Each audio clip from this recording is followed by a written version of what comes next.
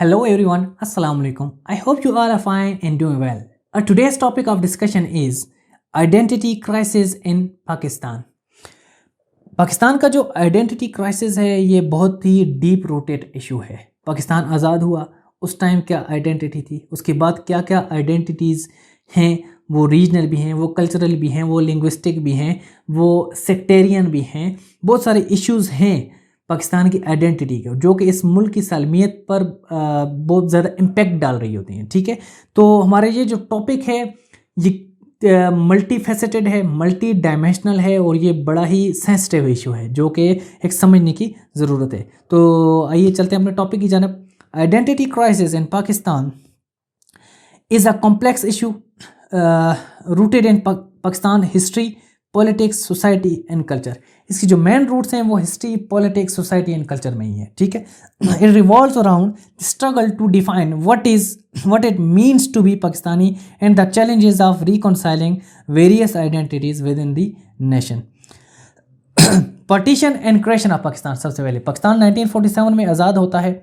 उस दौरान जो सब कॉन्टिनेंट के मुस्लिम्स थे ये अपने आप को एसोसिएट करते थे मुस्लिम आइडेंटिटी के साथ कि हिंदू मेजॉरिटी एरिया है, यहाँ पर हमारी जो आइडेंटिटी है we all are Muslims and we can not live together with Hindus, so we need a separate countries. इस बुनियाद पर या इस नारे पर उन्होंने सेपरेट होमलैंड बनाया। सबसे पहले पाकिस्तान की जो पार्टीशन की जो बेस थी वो मुस्लिम आइडेंटिटी थी या रिलीजन था। ठीक है, नेक्स्ट जी ethnic diversity and regional identities. जब पाकिस्तान आज़ाद हो गया तो उसके बाद आपको नज़र आता है पाकिस्तान जो वेस्टर्न पाकिस्तान है उसमें आपको पश्तून्स भी नज़र आते हैं, आप उसमें सराइकीज़ भी नज़र आते हैं, बल्ती भी नज़र आते हैं, उसमें आपको Balochis, Sindhis, Punjabis, Kashmiris and various other identities भी नज़र आती हैं। इसके अलावा ईस्टर्न पाकिस्तान में आपको बंगाली मेजॉरिटी नज़र आती है। ठीक है, ये सारी आइडेंटिटीज़ हैं which are separately and equally going together. ठीक है, जबकि पाकिस्तान कि जो नेशनल आइडेंटिटी थी वो थी उर्दू लैंग्वेज, मिसाल के तौर पर। ठीक है, we all are Pakistani, we all Muslim and we have this identity, जो कि क्लैश कर रही थी रीजनल या कल्चरल आइडेंटिटीज़ के साथ। इसी की वजह से इन फ्यूचर 10-20-22 साल बाद जो ईस्टर्न पाकिस्तान था, बंगाल का जो सूबा था वो अलग हो गया कि we can not live together with Pakistani identity, we all और बंगालीज। ये उनका मुतालबा था, ये उनका पॉइंट था, मेन पॉइंट। ठीक है, लैंग्वेज एंड कल्चरल डाइवर्सिटी। ये जितनी भी रीजनल आइडेंटिटीज़ हैं, पश्तून्स की ज़ुबान अलग है, सराइकीज़ की ज़ुबान अलग है, बलोचीज़, पंजाबीज़, बंगालीज़, सिंधीज़, हर किसी की ज़ुबान अलग है। तो जो ज़ुबान होती है, being a student of linguistics, जो आपकी लैंग्वेज होती है वो सबसे मीठा एलिमेंट होता है। ठीक है, you can not deny the fact कि आपकी जो मदर टंग है उसकी जो मिठास है वो सारी चीज़ों से ज़्यादा है। आप अगर बीइंग अ पाकिस्तानी, अगर आप मिसाल के तौर पर उर्दू बोलते हैं और आप यूके में जा रहे हैं या वहाँ पर रहते हैं, तो तमाम इंग्लिश स्पीकिंग में अगर आपको कोई उर्दू बोलने वाला नज़र आ जाएगा तो आपको उसके साथ बहुत ज़्यादा अपनायत होगी। इसी तरह आप अगर कोई रीजनल लैंग्वेज बोलते हैं, मिसाल के तौर पर आप अगर पश्तून हैं और आप लाहौर में रह रहे हैं, तो वहाँ पर अगर आपको कोई पश्तो स्पीकिंग इंसान नज़र आ जाएगा तो सबसे ज़्यादा आपको उसको अपनाइत उसके साथ होगी। तो जो लिंग्विस्टिक नॉर्म्स होते हैं ये सबसे ज़्यादा अट्रैक्टिव होते हैं। Please ignore my throat infection. Next, religious identities and sectarianism. While Pakistan was founded as a Muslim state, internal divisions exist along sectarian lines, primarily between Shia and Sunni. Pakistan में शिया and Sunni का clash आपको नज़र आ रहा होता है जो कि largely foreign funded होता है और यहाँ के कुछ एलिमेंट्स यूज़ हो रहे होते हैं, लेकिन इसके साथ ही आपको एक्सट्रीमिज़म का एलिमेंट भी नज़र आता है। जैसे कि आपको पारा चनार में हज़ारा कम्युनिटी पे हमला होते हुए जो बलूचिस्तान का है, बाकी भी बहुत सारे शिया कम्युनिटी पे हमले आपको नज़र आ रहे होते हैं। फिर सुन्नी कम्युनिटी पे भी बाज़ हमले होते हैं जो कि डायरेक्टली इल्ज़ाम जा रहा होता है शिया कम्युनिटी पे। मेनली ये क्या होते हैं, फॉरेन फंडेड होते हैं, लेकिन ये जो हमारी जो सेंसिटिव लाइंस हैं इनको ये मुतासर कर रहे होते हैं, जिसकी वजह से नेशनल यूनिटी का इशू और होता है। इसके साथ साथ ही जो रिलीजियस माइनॉरिटीज़ हैं, मिसाल के तौर पर क्रिश्चियन, हिंदूज़ एंड अदर्स, उन पर भी इम्पैक्ट डाल रहे होते हैं। आपको क्रिश्चियंस के साथ भी बहुत सारे इंसिडेंट्स नज़र आ रहे होंगे कि क्या क्या हो रहा होता है, अक्सर उनके घर जलाना और इस तरह के मसाइल। हिंदूज़ को फोर्स कन्वर्जन इनटू द इस्लाम, ये चीज़ें आपको सिंध में नज़र आ रही होंगी। अहमदीज़ के साथ बिहेवियर नज़र आ रहा होगा। Political and ideological division, Pakistan's identity crisis is further exacerbated by political and ideological division with competing visions of country's future. Debates over the role of religion in governance, the nature of democracy, and the balance between state and society continue to shape Pakistan's identity discourse. अभी 2024 का election गुजरा है, बहुत बड़ी तादाद है ये, around 50% जिन्होंने वोट कास्ट किया, लेकिन बहुत बड़ी तादाद ऐसी भी है जो कि डेमोक्रेसी पे बिलीव ही नहीं करती, जो कि पार्लियामेंट्री सिस्टम पे बिलीव नहीं करती। वो कहते हैं प्रेसिडेंशियल सिस्टम हो। बहुत सारे लोग आपने देखा वो कह रहे होंगे कि खिलाफत हो, कुछ लोग कह रहे होंगे कि चाइना जैसा सिस्टम हो, कुछ लोग कह रहे होंगे कि सऊदी अरब जैसी शहनशाहियत हो। तो इस सिस्टम पर बिलीव भी आपको बहुत सारे लोगों का नहीं नज़र आता, which is also a crisis with in the state. Next, military and civilian power dynamics. Military has played a significant role in shaping Pakistan's identity, often presenting itself as the guardian of the nation and security and ideology. Civilian institutions, on the other hand, have struggled to assert their authority, leading to a power struggle that affects the country's identity and governance. इस country के अंदर जो military का जो role है वो बहुत ज़्यादा है। वो जिस गवर्नमेंट को सपोर्ट कर रहे होते हैं तो उसका जो आइडियोलॉजी होती है वो फुली इम्प्लीमेंट हो रही होती है। मिसाल के तौर पर आज से 3-4 साल पहले कोविड के दौरान अर्तुल ड्रामा, अर्तुल गाजी या उस्मान का जो ड्रामा था सल्तनत उस्मानिया का, पाकिस्तान में चलाया जाता था और बहुत सारी तादाद आपको नज़र आ रही होगी अपने आप को एसोसिएट करते हुए सल्तनत उस्मानिया के साथ, ठीक है, कि they are our heroes.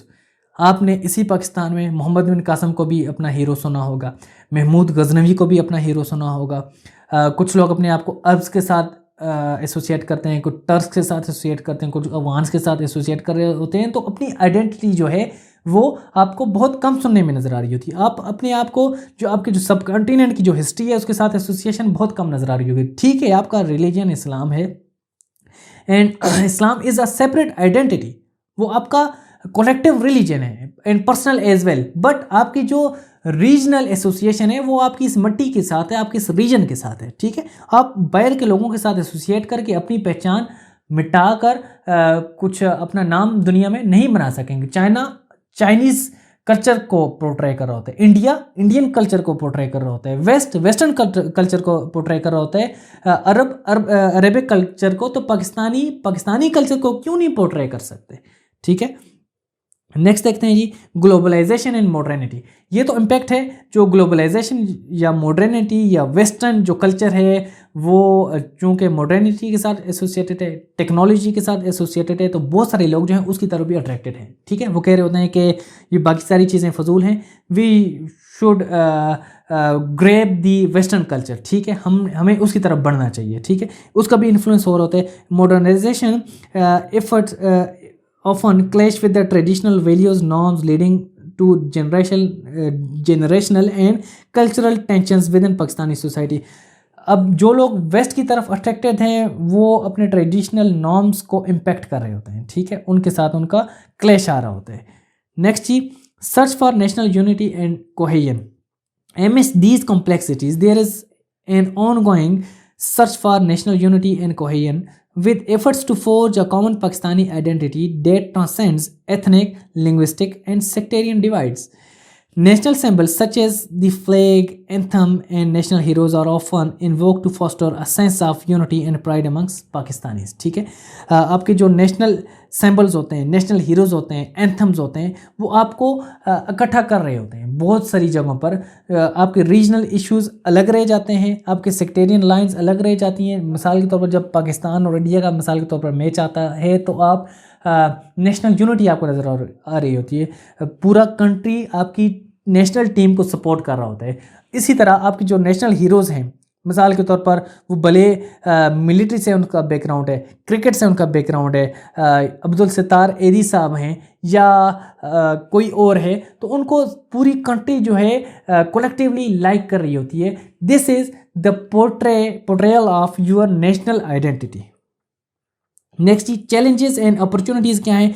The identity crisis possesses significant challenges to Pakistan's stability, social cohesion, and nation building efforts. However, it also presents opportunities for dialogue, reconciliation, inclusive nation building that celebrates diversity while promoting unity and solidarity.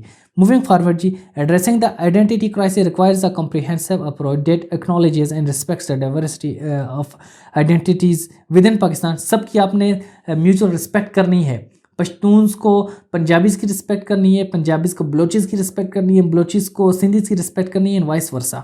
Emphasizing principles of inclusivity, tolerance, and respect for human rights can help build a more cohesive and resilient Pakistani society, encouraging dialogue and engagement across ethnic, linguistic, sectarian lines and foster. इसी तरह sectarian lines पर भी शियाज़ को सुनीस की respect करनी है, बरेलवीज़ को देवबंदी, देवबंदीज़ को बरेलवीज़ की रिस्पेक्ट करनी है, एक दूसरे को टॉलरेट करना है, ना कि आप एक्सट्रीमिस्ट बन जाएं। तो in a sense Pakistan's identity crisis reflects the complexities of its history, society, politics, but it also presents an opportunity for introspection, dialogue and nation building that can shape a more inclusive and cohesive future for the country. अगर आज 75 साल बाद भी ये मसाइल अगर हल नहीं हो रहे, आप अगर रीजनल लाइन्स, आप अगर लिंग्विस्टिक्स लाइन, अगर आप सेक्टेरियन लाइन्स पे अगर आपको क्लैशेस नज़र आ रहे हैं, तो you need to do introspection. This is an opportunity कि आप इन लाइंस पे एक दूसरे के साथ रिकॉन्साइल करें, इन मसाइल को हल करें और नेशनल यूनिटी की तरफ बढ़ें। ठीक है, आपकी रीजनल पहचान भी होगी, आपकी लिंग्विस्टिक पहचान भी होगी, आपकी सेक्टेरियन पहचान भी होगी, दीगर जो आइडेंटिटीज़ हैं वो भी आपकी अपनी हैं, लेकिन you have to accept others as well. अगर आपकी अगर रीजनल पहचान है तो दूसरी की भी है, तो लिहाजा एक दूसरे की रिस्पेक्ट करते हुए एक नेशनल जो आइडेंटिटी है उसको भी मेंटेन करना है। ठीक है, तो ये हमारा टॉपिक है, बड़ा सेंसिटिव है। उम्मीद है आप लोगों को समझ आई होगी। मिलते हैं किसी और टॉपिक में, तब तक के लिए अल्लाह हाफिज़।